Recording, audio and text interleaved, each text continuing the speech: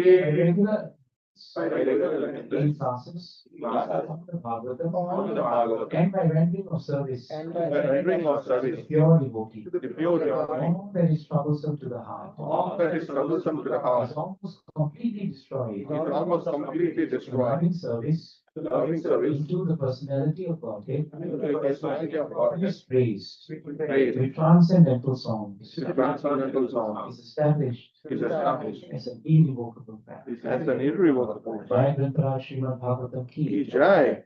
We always chant these two verses before we start reading and studying Bhagavatam, because the meaning of the verses, as you heard, is very important. These two shlokas come in the first canto, second chapter, right? The first one is 4 and the other one is 18. But both the shlokas tell us how important it is to approach Bhagavatam. And in the first shloka, it is stated that before we recite Srimad Bhagavatam, we should offer respectful obeisances. We offer obeisances to Krishna as Narayana, Naranarayana, who are they are incarnations of the Lord. And then we also offer obeisances to Mother Saraswati, she's the goddess of learning, and to Srila Vyasadeva, who is the author of Bhagavatam. Why do we do this? We do this because we are coming from what we call a disciplic succession. It is known as parampara. If we just read Srimad Bhagavatam, or we read our scriptures in a whimsical manner, which means we read it without the training, without understanding the value of it, then what happens is, though we may be reading it, we don't have the strength of the parampara giving us that ability to not just read it, but to relish it and to actually put it into practice. So that's why when we are studying Bhagavatam, we're very sure to be invoking the blessings of all the previous acharyas who have been reading and studying Bhagavatam. That's a very important thing. This kind of mood also brings about a very important quality that is needed for our sadhana, and also the quality that's needed for advancement in devotional service, and that is humility and gratitude. So we know that even if we read Bhagavatam, whatever that's coming is not the result of our reading. It's the blessings of all the acharyas. It's the same culture we have, that traditionally we would start the day by taking blessings from our parents. If there's an auspicious day, we will take blessings from them. The reason is we are invoking their auspiciousness. In the same way, we invoke the auspiciousness of Krishna through all these acharyas. So humility is a quality that comes when we don't just read Bhagavatam because we have to read Bhagavatam, but we absorb it and relish our reading and have some time to think about why we are reading it and what is given by Bhagavatam. That is the way to read Bhagavatam, actually. Then the second shloka that we said, Nasta Prayeshu Abhadreshu. Nashta means to destroy, and Prayeshu means almost to live. So actually, what we must do, this verse tells us, is that we should regularly attend classes on Bhagavatam. This is very important. The acharyas tell us that if we really want to become, if we want to gain some taste for Bhagavatam, if we want to gain some kind of feeling in the heart for Bhagavatam, if you want Bhagavatam to move us, then we must be regular. Regular is so important. Just like in the material world, anything that you want to perfect or advance in, you have to be regular. If you want to study for a degree, for example, you must have regular attendance. If you want to do well in your work, one of the foundations is how regular are you regular? Do you show up for everything? So regular attendance in classes on the Bhagavatam, that's one. But there's another component to reading Bhagavatam. Reading Bhagavatam and studying Bhagavatam and relishing Bhagavatam must come hand in hand with serving the devotees. Because the devotees are defined as devotees who study and practice Bhagavatam. So that's a very important, that service to the devotees and service to the Lord must go hand in hand. There are actually two lines in our track. Both are needed actually. Why? Because through the mercy of the devotees, we come to understand Krishna. And through the mercy of Krishna, the devotees manifest themselves in our lives. Without devotional association, it's very hard to remember Krishna. If today was a day where it was just all of us were alone in our houses, It's very difficult for us to actually sit down for 1 hour to hear about Krishna. Forget the morning program, because we'll be so consumed by so many other things to do that the chances of us really putting time aside for Krishna will become very remote, very remote. So that's why by regular attendance in classes and by rendering of service to the pure devotee, then what happens? Whatever that is troublesome in our hearts, and that is what's happening to us every day. Every day something troubles us. Sometimes it could be work, sometimes it could be our family, sometimes it could be our friends, sometimes it's a calamitous situation that just comes like that. Sometimes it could be our health. All of these are troublesome to us actually. And when these troublesome things come, sometimes they may last for a short time, sometimes they may last for a long time. So, how do we get past that which is troublesome? Those things which are troublesome, they won't very often just go like that. But how a devotee endures them is the main point. It's the example Prabhupada gave. That there was a man sitting by the edge of the shore and he wanted to jump into the water. Many children were going in and out the whole day, but this man was waiting. So Prabhupada says the children came up to the man and said, Uncle, what are you doing waiting and sitting here? The water is there, you can go in. He said, in out, then I will enter the water. But the children laughed and said, the waves will never stop. So that which is troublesome is never going to end. Do not think that devotional service is a quick fix solution to your troublesome problems. But what Bhagavatam says is, whatever that's troublesome is destroyed. How? By more and more deeper attachment to Bhagavatam. It comes automatically. It is not that we are coming to Bhagavatam to get rid of trouble, but it is that the more we relish Bhagavatam, even though the troubles are around us, our vision and our attitude when we face these troubles are much more positive. That is the consciousness of a devotee. So, actually, if you think carefully, this science of devotional service equips you to face the challenges of this material world. It doesn't make you run away from it. That's why devotees are not shirkers. We don't run away from our problems, we face them. But because we face them with Bhagavatam, the problems don't touch us. They may be there. Sometimes they may trouble us here and there. But somehow or another, because of Bhagavatam, we are peaceful. And why I concentrated on this is because today's topic is really on how to make sure that we don't stagnate in our devotional progress. And before we can talk about stagnation, there should be some flow of water in the first place. Otherwise, where's the talk of stagnation? There must be some sadhana in the first place.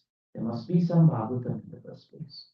There are only 3 or 4 points that actually come in between us and good devotional practice.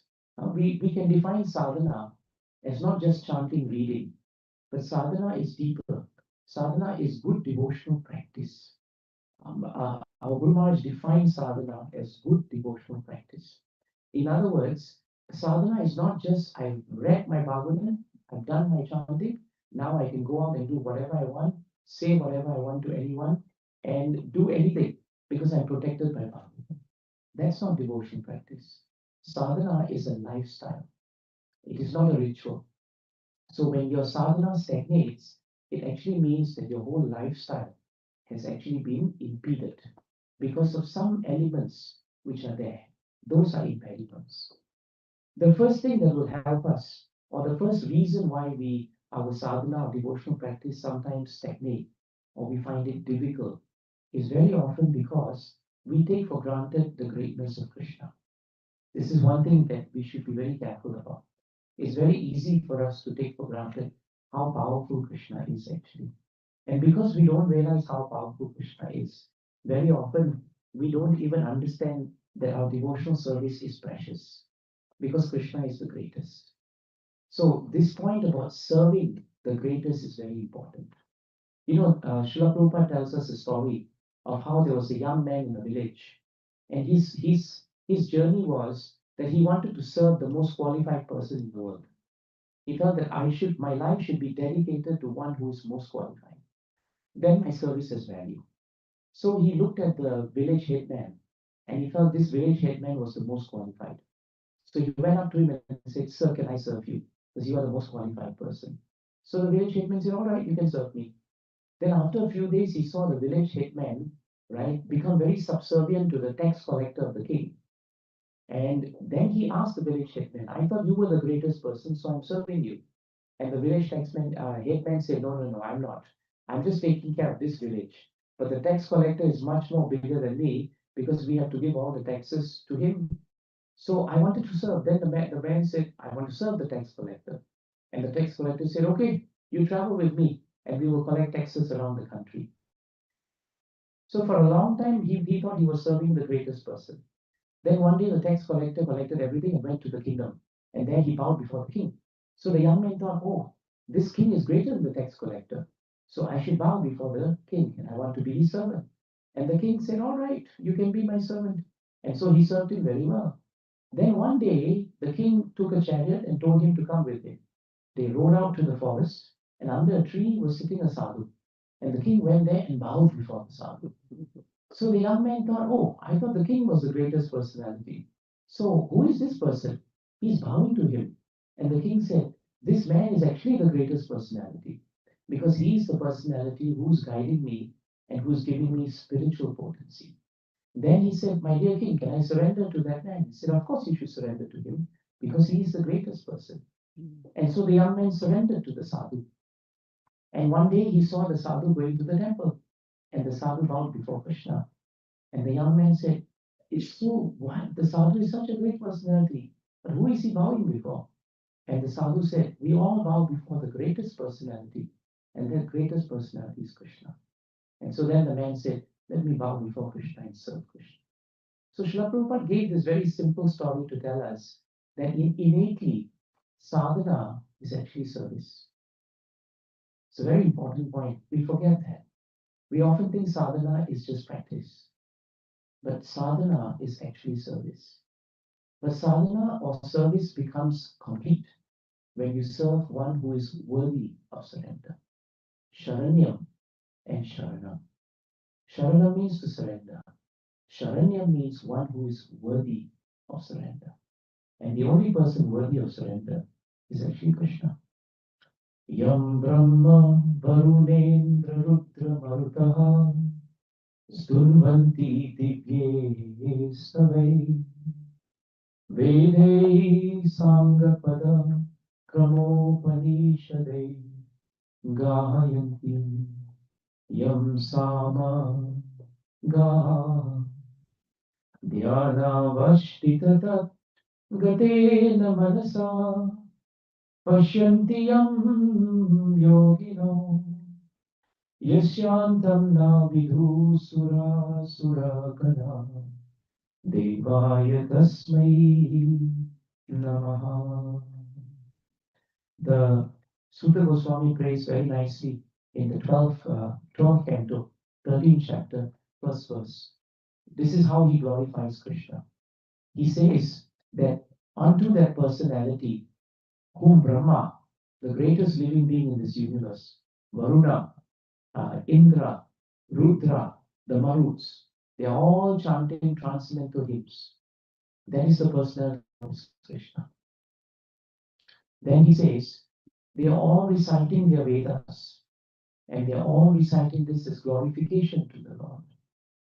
Then he says to all the chanters of the Sama Vedas and all the other Vedas, to all the perfected yogis who are performing great penances and within their minds fixing their hearts in trance and absorbing themselves, to all these personalities and to everyone whose limits, who cannot understand the limit of the Lord, because his limit goes beyond any demigod and any demon. To that Supreme Lord, I offer my obeisances. This is the greatness of Krishna. This is something we should remember. So Krishna is actually the greatest. And if we don't understand that our sadhana is service, then we will not have the feeling that we're actually surrendering to the greatest. And when we don't do that, then our sadhana will actually stagnate. When you have time, you should look at 2.3.23 of Srimad Bhagavatam. In 2.3.23 of Srimad Bhagavatam, this point is very nicely stated. A person who has never at any time received the dust of the feet of the Lord's pure devotee. That's the first thing. If any point of time we have never fallen at the lotus feet of a pure devotee, that person who has never done that and never taken the dust and put on his head, Bhagavatam tells us that person is walking in a dead body. That's the first point. The second point is a person who has never experienced the aroma of tulsi leaves from the lotus feet of the Lord. That person may look like he's breathing, but he's like a walking dead. He's a zombie, basically. You know, Bhagavatam has a few verses alluding to zombies. This is one verse. 496 is another verse. You know, so just for your information, if someone talks about zombies, well, it's found in Bhagavatam actually, right? So actually, we are all zombies in one way. If we don't bow before Krishna and we don't smell the beautiful tulsi at the lotus, you know, I'm sure Mataji and Prabhu must have offered them to their lordships.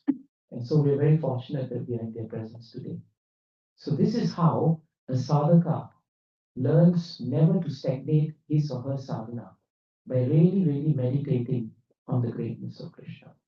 And if we meditate on the greatness of Krishna, then every day when our mind tells us, oh, I'm very tired, I can't chant very nicely, we will actually get up and we will realize how kind Krishna is that he has given us the chance to remember him.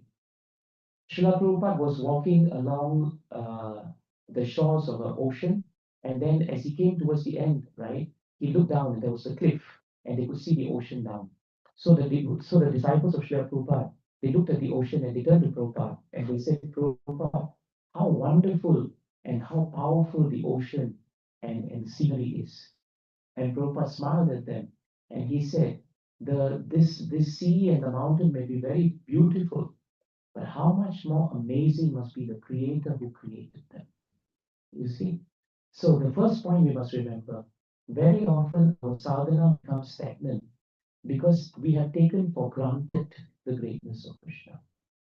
And we have not relished the association of his devotees.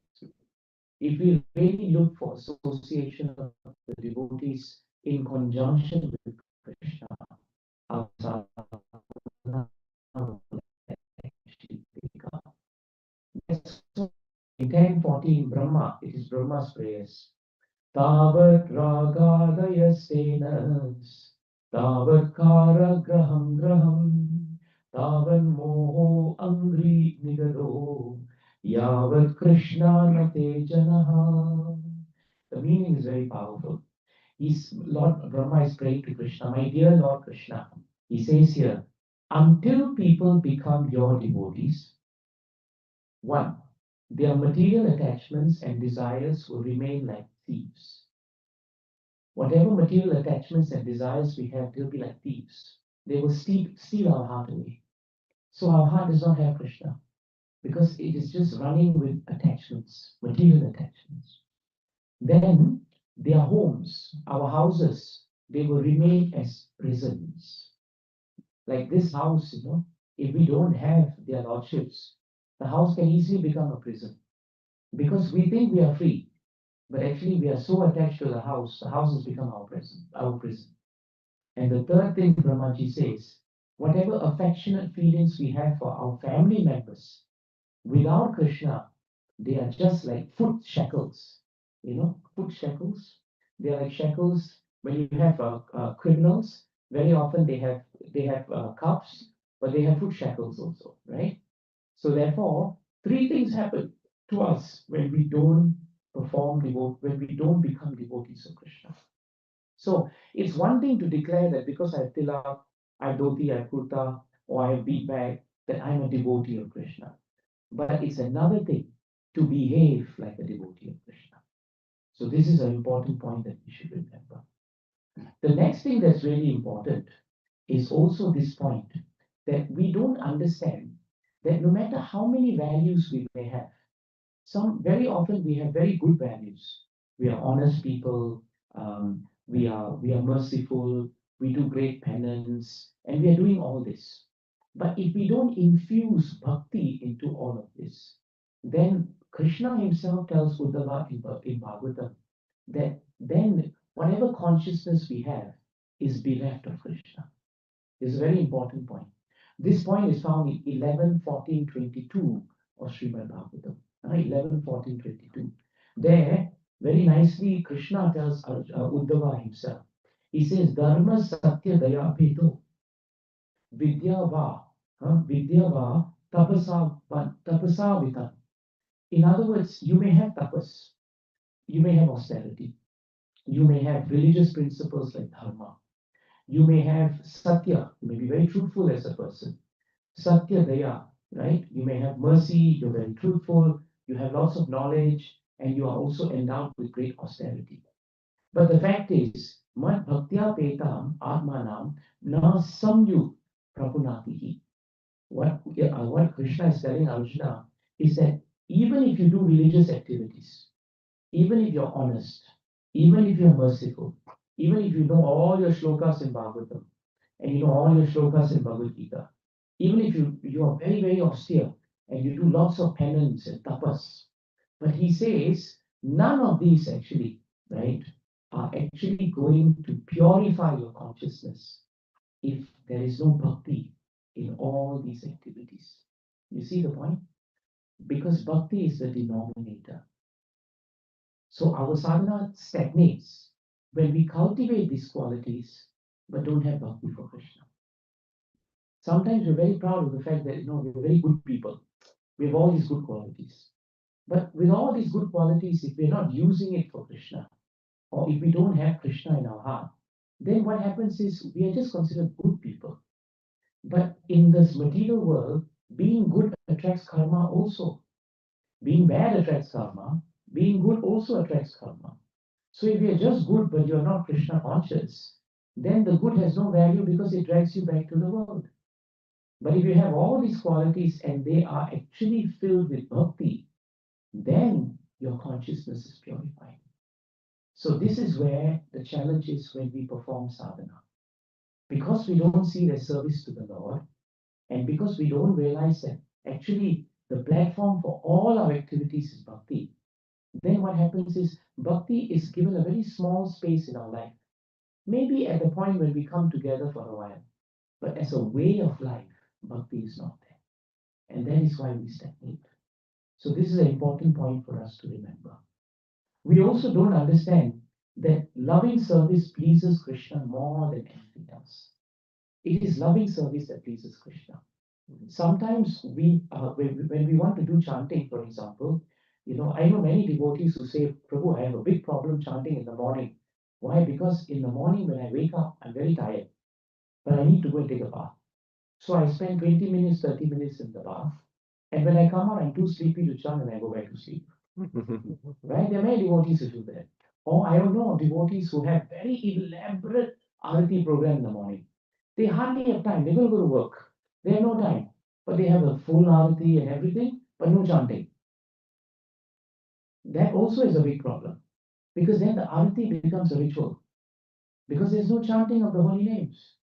There's no beginning of love for God. Because this is Mahaprabhu's way. Mahaprabhu never told us to do arati and arati and arati.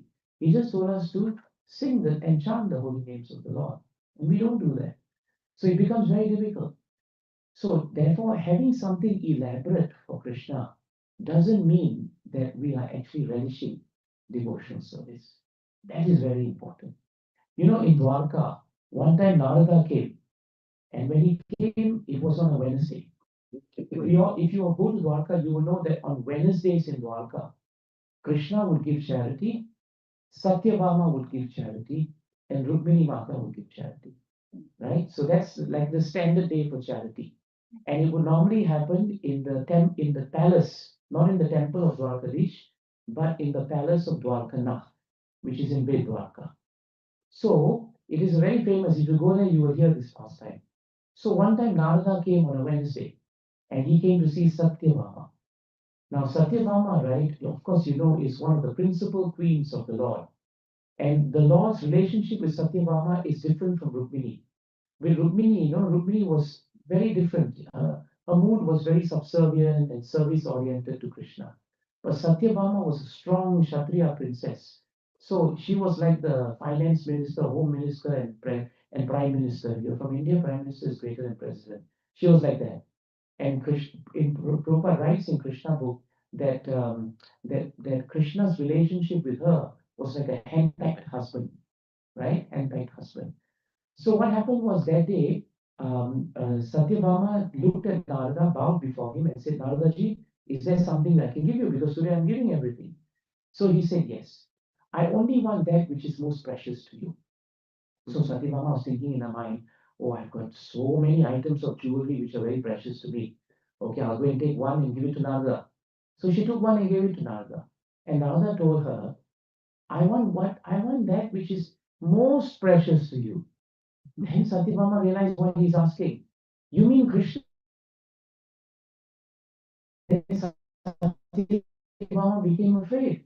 She thought, I can't give away Krishna. Not on a Wednesday, not any day. I'm not going to give him away. But then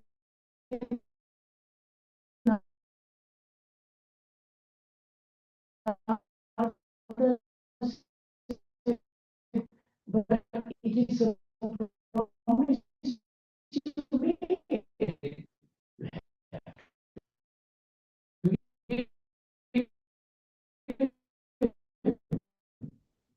So she thought,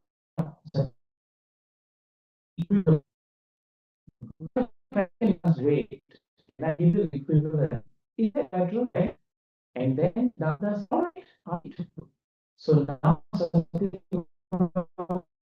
much my entire jewelry set and bring it here. It'll definitely weigh more than Krishna, or at least equal. They took everything that was possibly found in Satyabhamaji's place, but Krishna did not even move an inch. But he was still very silent, submissive, and calm, right? Because he didn't want to get into Satyabhama's bad books. So he sat there. Now Satyabhama was becoming very scared because at this rate she would lose Krishna. So at that point, Satyabhama went to next door, and there Rukmini Mata was there. Satyabhama said, my dear sister, we have a problem. So what's the problem? The problem is Narada. He has come asking that which is most precious to me, and that's Krishna. So then Rukmini said, so what's the problem? Then she said, I can't give Krishna, so I brought all my jewelry. So Rukmini said, you're such a foolish lady. You come, I will tell you what to do. So Rukmini Mata immediately went to the garden, and there was nice Tulsi Maharani. She prayed very hard to Tulsi Maharani, one of the great devotees of the Lord, and took one small Tulsi leaf. And then she went over to Krishna. She told the man there, take all the jewelry away and put it back. Krishna was still sitting there quietly and very peaceful. She prayed very hard at the lotus feet of the pure devotee Tulsi Maharani, and she put that small leaf on the other side of the scale. And the leaf went right down, and Krishna went right up. Which is why when you go to Dwarkanath, at one corner of the palace, you will see this famous scale, right? And this scale tells us the wonderful pastime of the Lord. And when she did that, Rukmini Mata took the leaf and she turned to Narada and said, Narada, please accept this. And Narada, with so much happiness, said, Mother, you have understood my heart. And he took the leaf and he went away completely satisfied.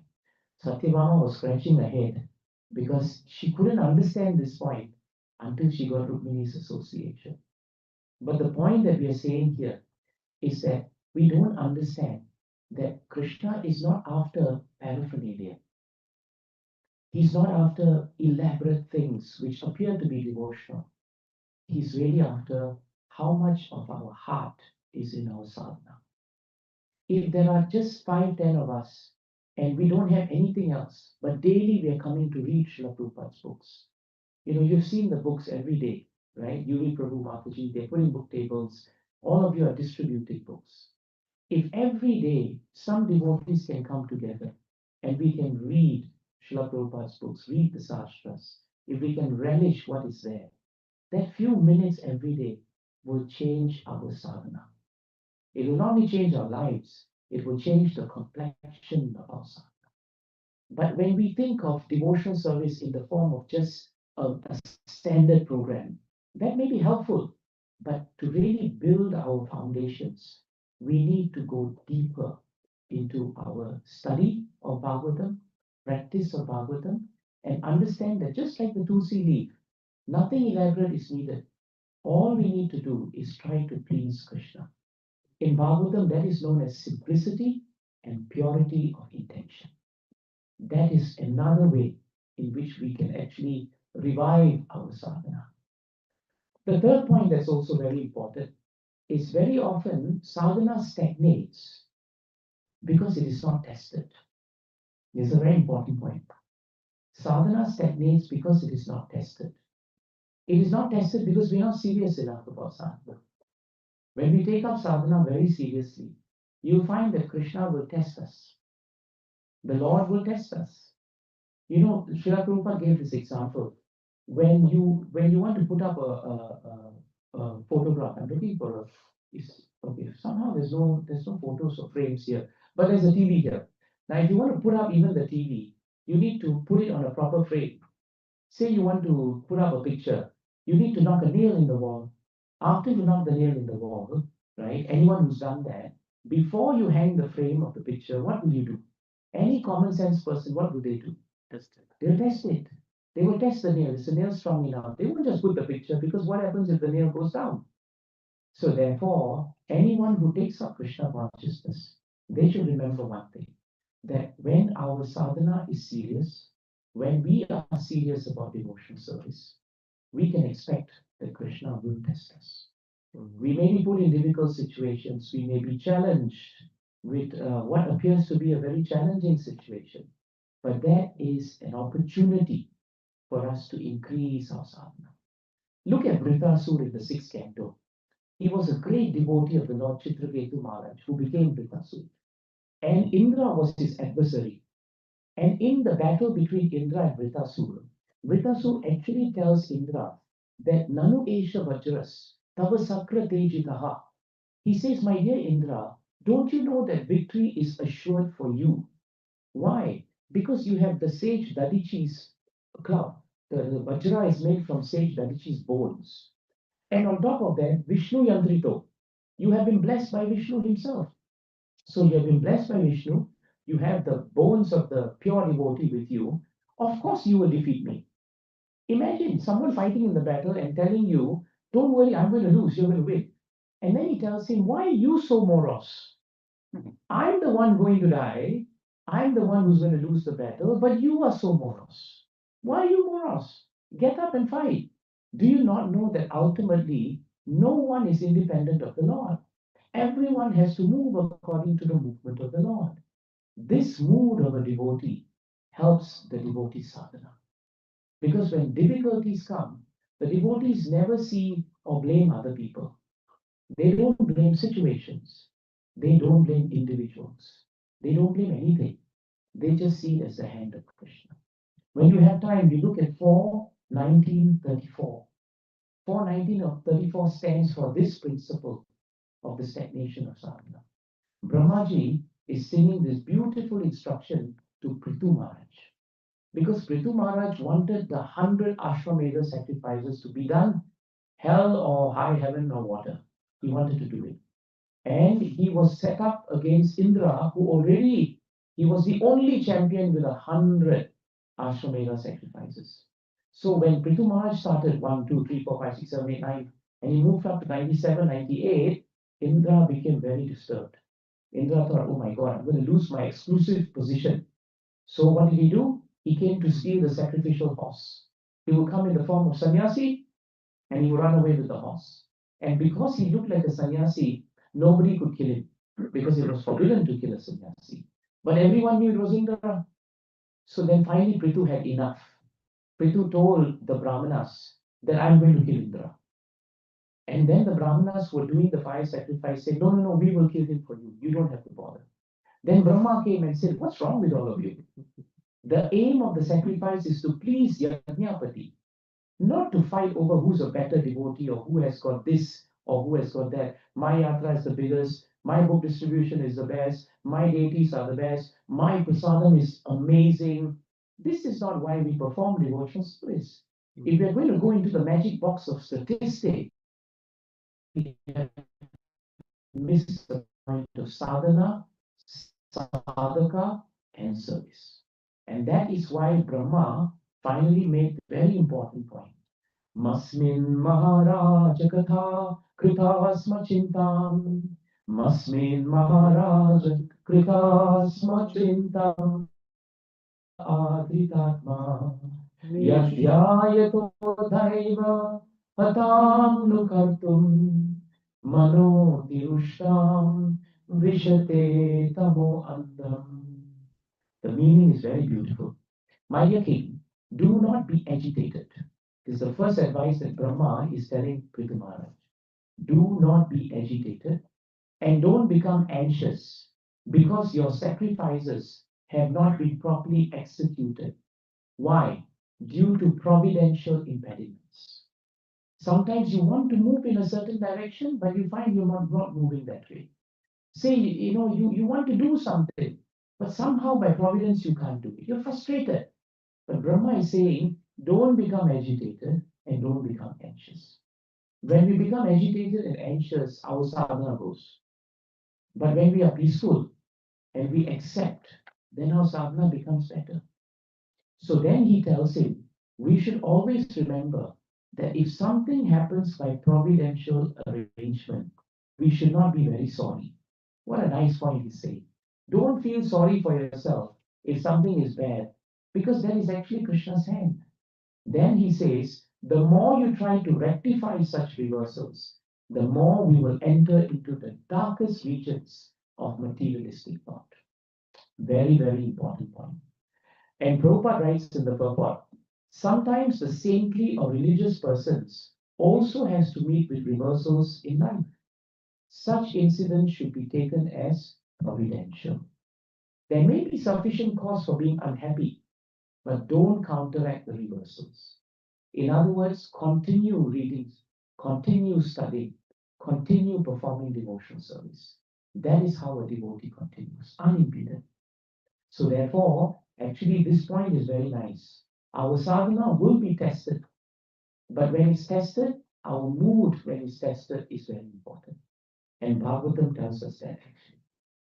The last point that is really important for why our sadhana stagnates is very often because we don't understand or we don't appreciate. Remember, we started by saying we don't appreciate how great Krishna is. In the last point, we don't appreciate how merciful Krishna is. And Krishna is very, very merciful. This devotional service is his mercy coming down from the spiritual world. It is specially given to us.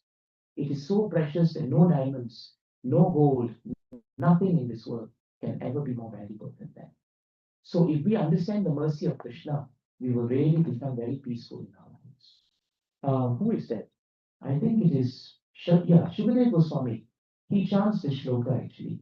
Aho bakiyam stanakala kutam jigam shayapaya apya sadhi lebe gatim dhatri uchitam tato anyam kim kamva dayalum sharanam brajema.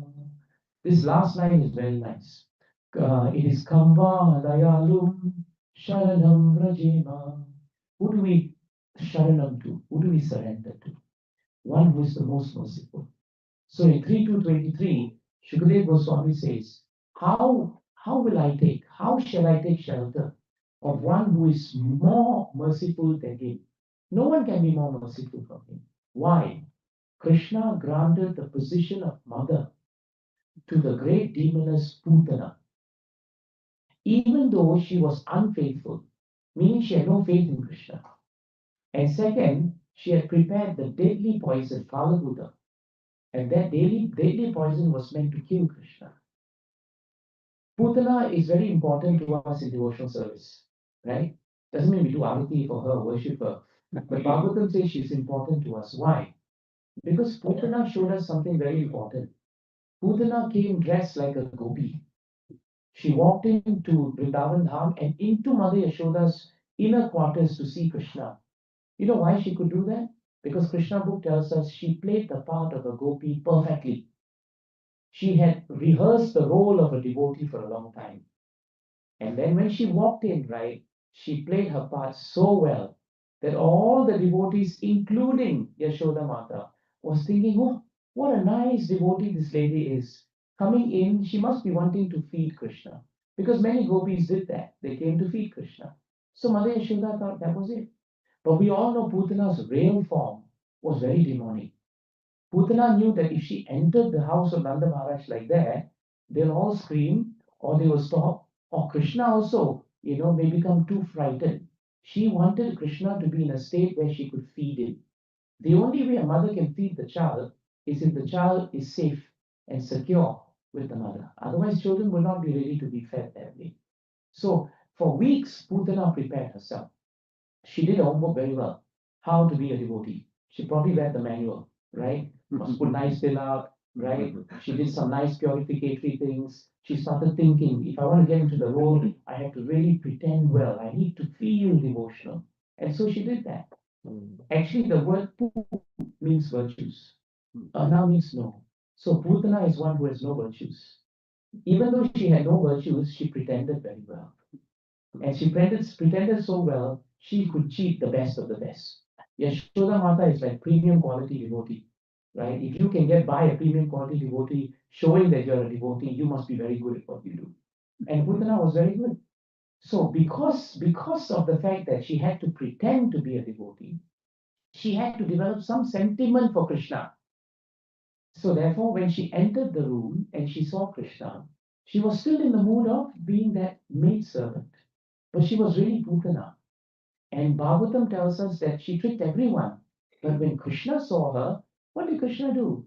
Krishna closed his eyes. In some portions, Prabhupada says Krishna uses his hands to close his eyes. In some portions of Shastra, Krishna just closed the lids and closed his eyes.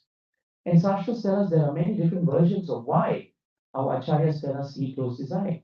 But two are very prominent. The first as prominent is he knew, Krishna knew who Putana was. That's a very important thing. When we do sadhana, our sadhana is non-different from Krishna. So we cannot pretend to chant in the morning and think that Krishna will not know. We can't do a bit of Hare Krishna before everybody, then suddenly run away and sleep. And they think, oh, he did all his rounds. It doesn't work that way. Maybe you and I may think he did his rounds, didn't do his rounds, but only Krishna knows whether you know you did it or not and how you did it. So Krishna closed his eyes because he was conflicted. The Lord was feeling conflicted. He had to kill Putana because she was demon par excellence. She was a wonderful, powerful demon. And she had to kill him because she had to be killed because Putana was given a mandate by Kamsa. If you don't get Krishna, or if you think that person may be or may not be Krishna, it doesn't matter. You go and kill all other babies also. Become a maid servant. This part of Krishna book sometimes we miss, but that's what Putana would have done. So it was Krishna's duty to check this atheistic, demonic temperament of Putana. And so he decided to do that. But he was conflicted because at the same time she was going to come and feed him milk. No demon had ever done that. All demons, they couldn't be bothered doing anything for Krishna. The only other demon who actually felt little bit of positivity to Krishna is the one who actually survived. Can anyone tell me who it is? Which demon felt some positive feelings for Krishna and survived? In Krishna book, which demon is not killed? Huh? Yeah, Kaliya. Right, Kaliya. Do you know why Kaliya was not killed? Because Shastras tell us that actually when Kaliya first saw Krishna enter into the lake, right, he saw the beauty of Krishna.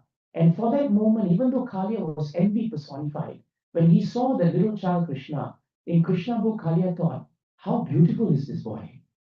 The moment he felt that way, he didn't realize that he would become saved. So just a little moment of being favorable to Krishna can actually save our devotional life. That's amazing. Putana also was like that. Okay, she would be killed. But in killing her, Krishna did not just suck the life out of her, but he took all the poison from her. This poison was not Kalakuta poison. That one will not kill Krishna. This was the poison of her demonic tendencies. So he took one shot. I'll take the milk and I'll take everything that's bad about you. Why? Because you have come to actually feed me. Whatever intentions you had about the feeding, never mind. I will give you the mercy because you wanted to be Dhatri. You wanted to be a nurse to me, even though your vision and mission was wrong. It's all right. I will discount that. That is the mercy of Krishna. And when sadhakas always remind themselves of these beautiful episodes where Krishna was so merciful, our sadhana will not stagnate. In the purport of 3.2.23, Srila Prabhupada says an amazing point. Here is an example of the extreme mercy of the Lord, even to his enemy. And now Prabhupada says something that's very helpful for us. It is said that a noble man accepts the good qualities of a person of doubtful character, just as one accepts nectar from a stalk of poison. This is how we should be united. We don't always find fault with devotees.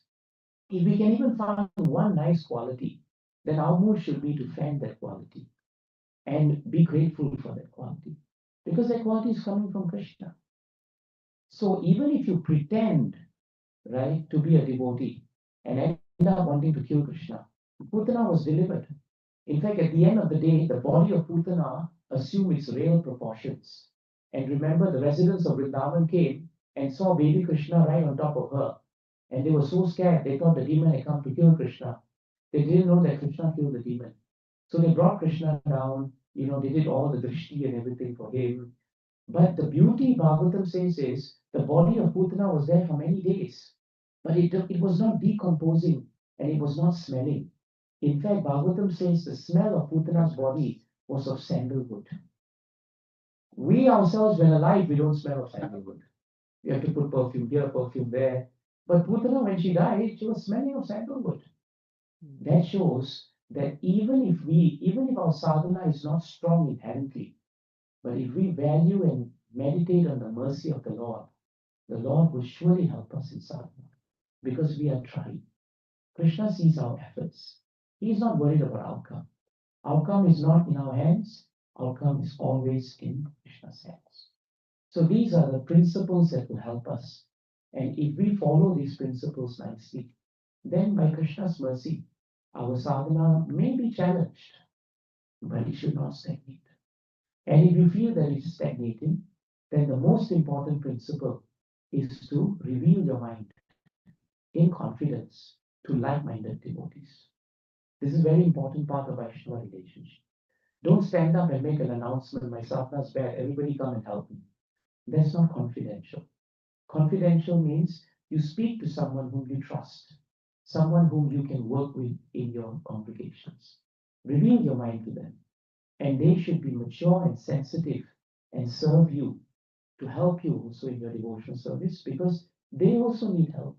We all need help. Everyone's struggling. So in this way, if we put all this together, it will go a long way towards helping our sadhana. Grantara Srimad Bhagavatam ki Jai, Srila Prabhupada ki Jai, Srila Gurudev ki Jai. Are there any questions, comments, realizations? Yes, Gurudev. Oh, thank you for sharing the information, Prabhuji. So you explained about the kind of providential arrangement. Yes. Of that, right? So now, as we are going through work, so I was thinking when you made that point, I was thinking two aspects to it. One from work standpoint and one from our spiritual sadhana standpoint, Okay. right? So from work, usually, we have challenges, we have problems to solve, we have everyday kind of impediments that we go through. So when does someone really know that impediment means if you are not getting a positive response in work for whatever we are presenting? This is talking about work. Work, yes.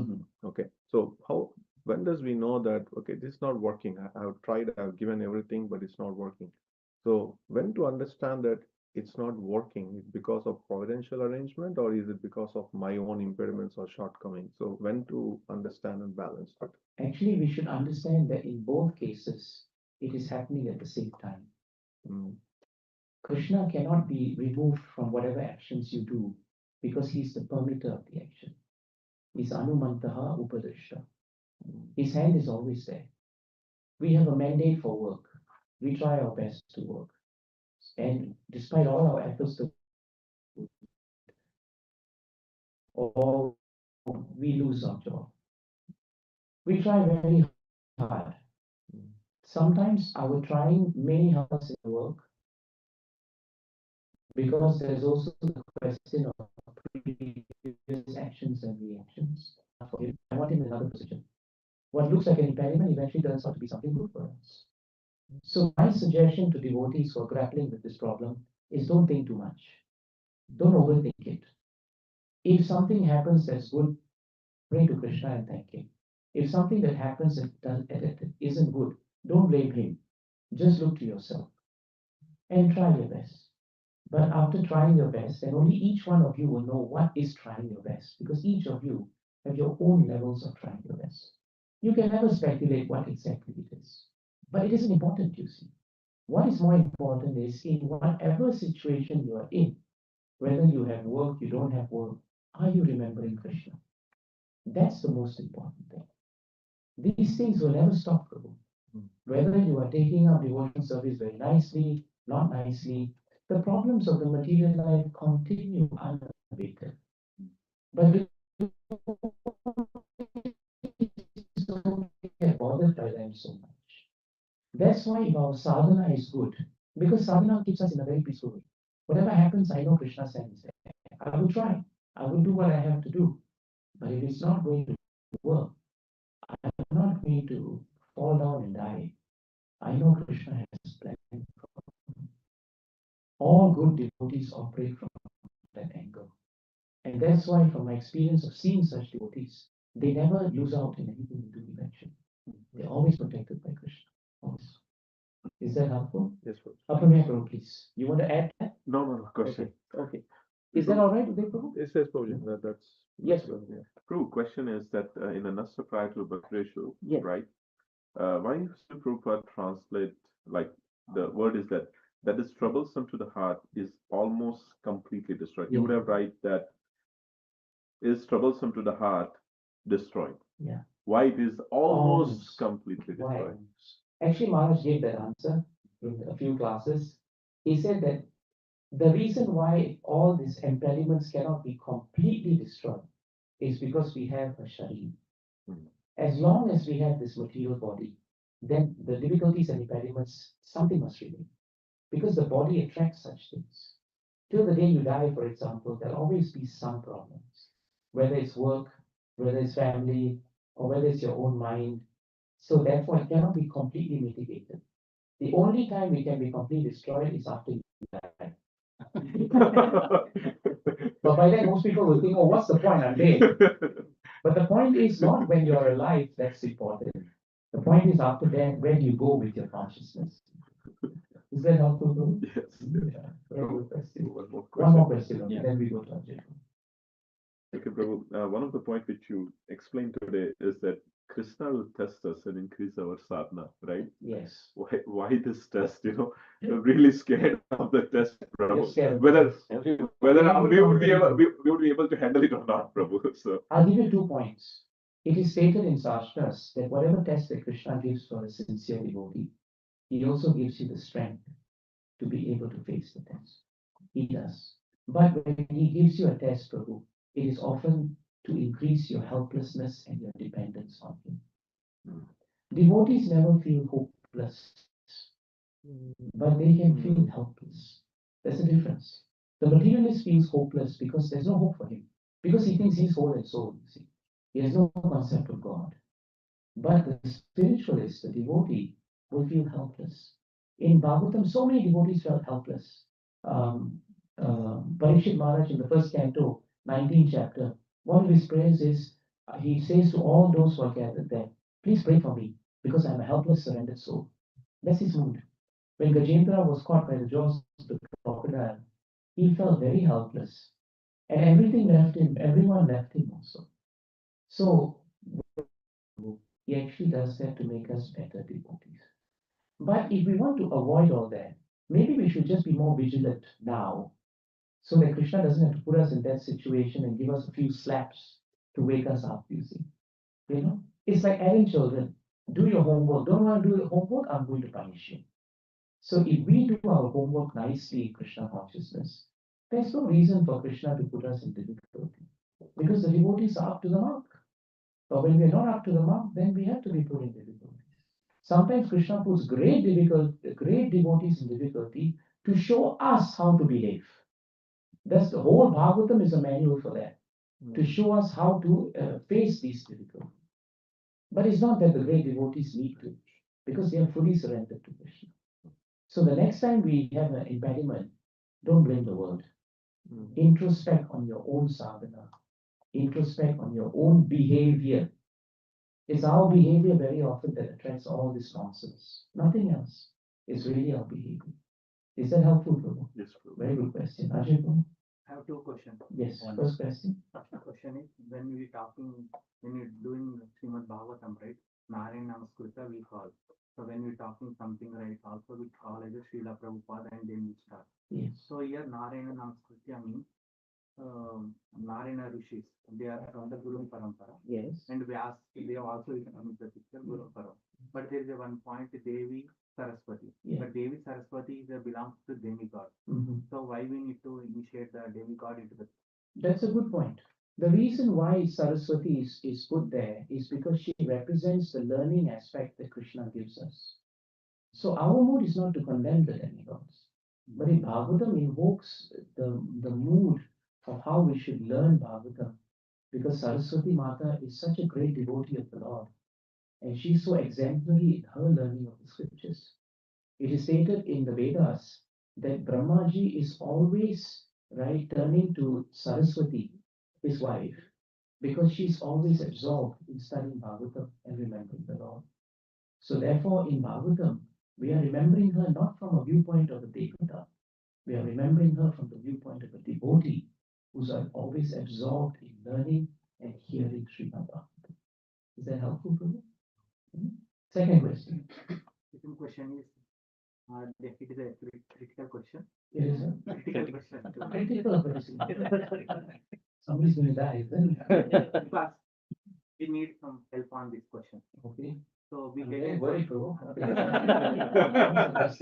desires. Like example, in Krishna, Kaliya, we understand that there is a Kaliya snakes will be coming.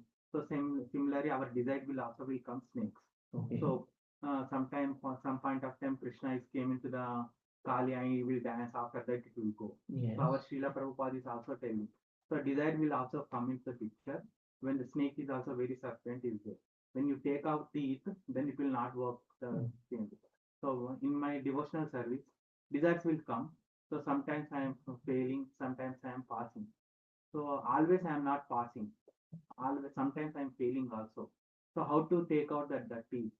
So some or other way I am failing. So how to improve that? Very good point. See, Prabhu, failure in devotional service is very subjective.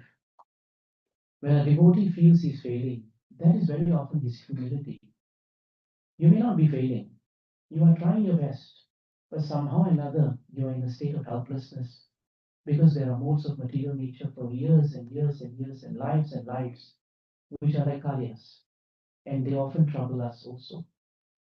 A devotee should be patient and continue with faith in the devotional service. Tatenukambam Sushamikshamano Bunjana Evatmakritam Vipakam. So 1040, this shloka, Brahmaji is praying to Krishna. And he's saying that, my Lord, the devotee of the Lord, there are many impediments in his life. But he blames himself for it. And he says that all these impediments that are coming, my desires, all these vasanas which are coming, which are not good for us, instead of blaming anybody else, he says it is my defect. And so what he does is, instead of wasting time thinking about it, he increases the quality of his sadhana. He reads more, he chants more, he spends more time with devotees, he gets instructions from the spiritual master, all the time having faith that the devotional process will one day get rid of these desires. I'll tell you one more important point. In the 6th canto, 16th chapter, 34th shloka, there's a very important purport there. In the second paragraph of the purport, Srila Prabhupada writes, no one can be desireless. Desires will always be there. As long as you're alive, desires will be there. The only question is desires which are aligned with Krishna, right? Desires where You want something separate from Krishna, they are lusty desires. But if desires are aligned with Krishna, they are permitted desires. So we have to daily think and understand what our desires are. If our desires are not aligned with Krishna, we should pray very hard to Krishna, serve the devotees. That somehow, like Kali also was gotten rid of all his imperfections, we also pray for that. But we cannot determine that tomorrow it will just go. It will take time. The word that is given in Bhagavatam is gradually. It will take time. Is that all right for you? So wait more time. Not wait, because waiting means you just sit back. Practice your sadhana, improve the quality of your devotional service, and all the time be patient. The moment you start doing devotional service, you're already on the journey to Krishna. In Krishna consciousness, the means is the end is the means. We don't have to arrive at some place. As we are going, we are already Krishna conscious. You see the point? Very nice. Thank you, Prabhu. Yes, Prabhu, and then we are Yes, very nice. One question, Prabhuji, bit related to today's discussion. Mhm. How I should realize I am really stagnated into bhakti? Yeah. So what are the What symptoms are the of symptoms? Yeah. so that The most strongest symptom that comes in stagnation of bhakti is loss of interest in devotional activities. You know, loss of interest. You start feeling that I don't find the need to chant. I don't need to read daily. I'll find favorable arguments now. My job is a bit demanding. Less reading is okay. Don't have to chant 16 rounds. Or even if I chant 16 rounds, let's just get on with it, finish it. And then the other symptom that Bhaktivinoda Thakur brings is that we avoid the association of devotees. We don't want association. Because subtly we become proud. We think we don't need association of devotees. But everyone needs association of devotees.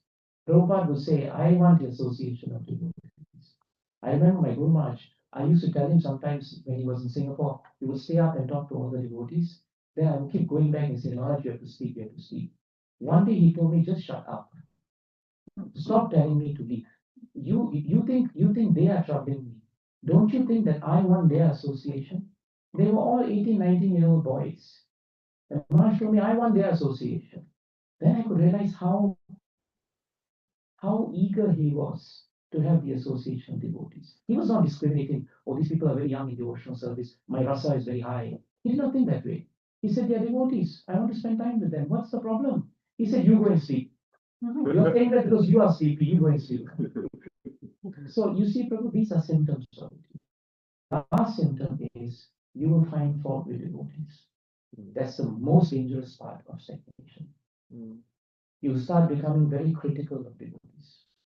That is very dangerous because your mind will give you the arguments. I have a right to feel how I'm feeling. But that is the most dangerous feeling to feel because we have no right to be critical of devotees who are giving their lives to Krishna. Is this helpful? Thank you. Thank you for enlightening on this topic. In one of the lectures, Maharaj talks about it, that when he gave the example of the aeroplane, that aeroplane is going, then we see that some activity is happening. Yeah. We see the plants or the trees are moving. Yeah. So we feel when we come into the devotional service, then we feel that we are moving forward. But as soon as we go up to the to air, 35,000 feet, then we feel stagnant. Yeah. So Maharaj says that that time don't jump out of the plane. Yeah. Just That's very good point. Don't jump out of the you're saying there. So my question is, Prabhu, that how that stagnation is different than what we discussed today Yeah. in the class, Yeah. and that we are still moving, but we feel stagnated, Yes. and how we will understand those Very, two very points. nice question. Very nice question. The trick to the answer to the tricky question that you put forward is that a sincere devotee always feels he's stagnating.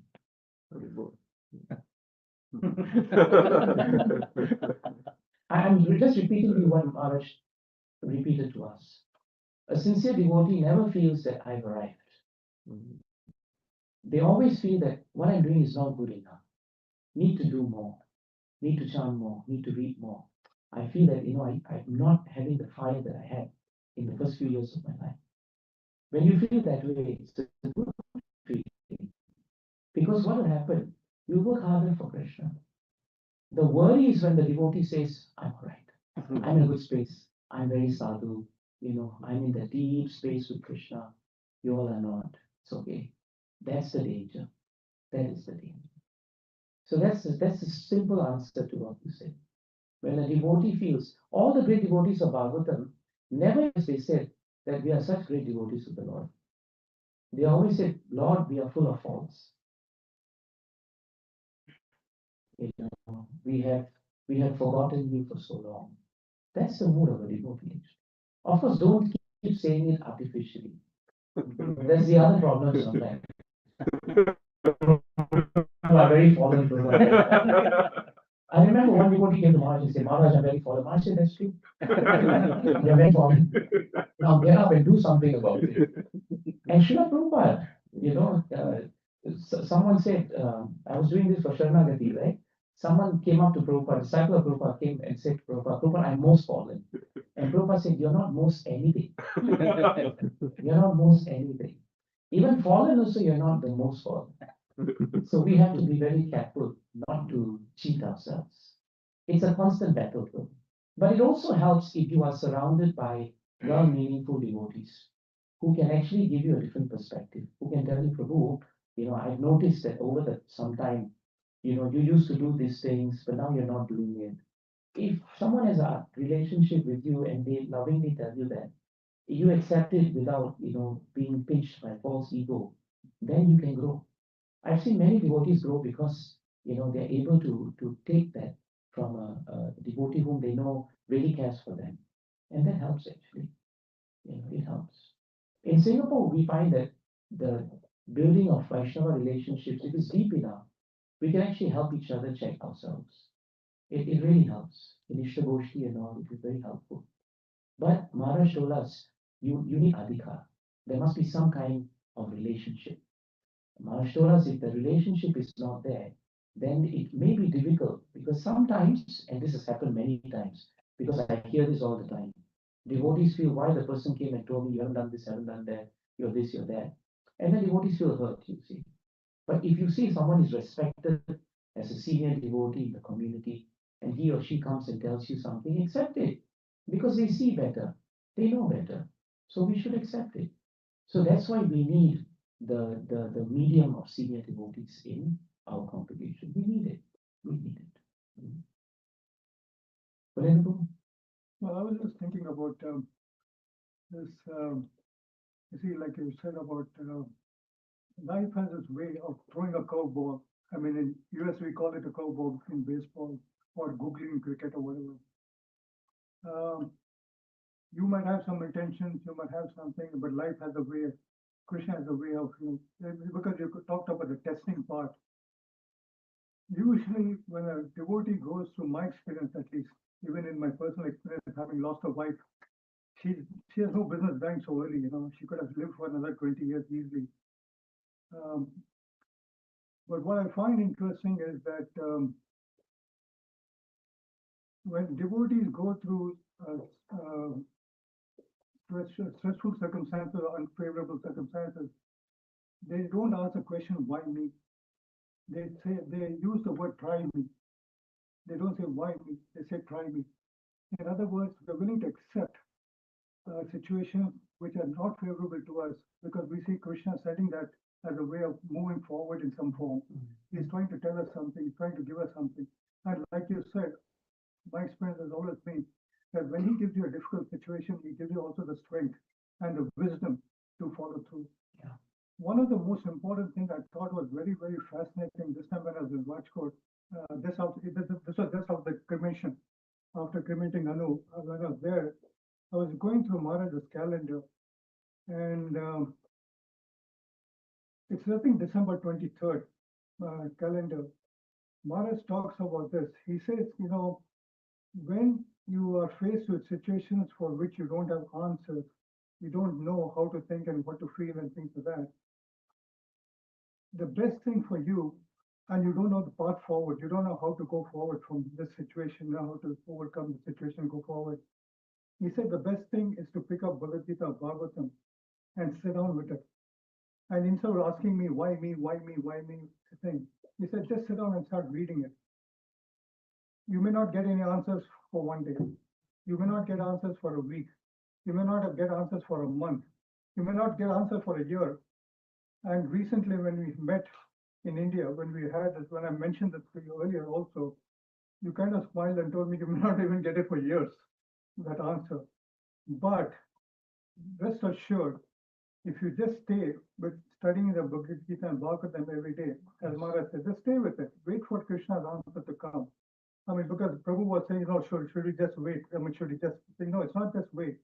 You wait with Bhagavad Gita and Bhagavatam. Exactly. You wait with your chanting. Yeah. You wait with the thing.